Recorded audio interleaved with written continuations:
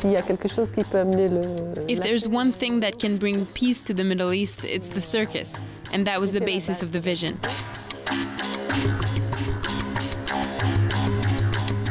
This might sound a bit naive, but sometimes dreams come to life. Orit Nevo is beyond the ordinary person. She is a true pioneer of the contemporary circus, acrobatics, mimic, and art comedy. These are the keystones of her studies in Europe.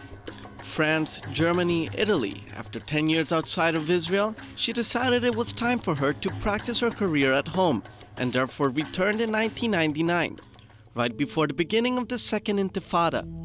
Difficult times she hadn't planned for.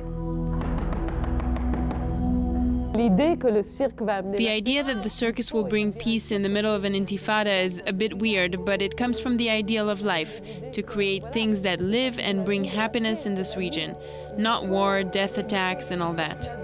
So we were three things in one. It was a school, it was a place of creation, and it was a venue. Her father wanted to buy her a house, but she said she preferred a tent. And just like that, the Free Dome was born. It was not easy at all to create the first action as the Free Dome project. It was a circus festival in Umm al-Fachen, in fact, for children from the town, and then we brought circus performers from France. We performed plays in the Palestinian Authority. So for us it was really necessary to say that we are here to create a kind of dialogue.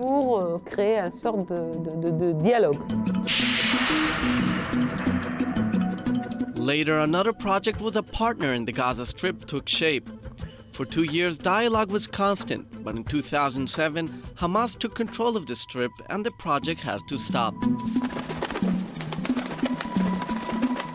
Since then, Orit Nevo's ON company is active almost exclusively abroad due to lack of financial support in Israel.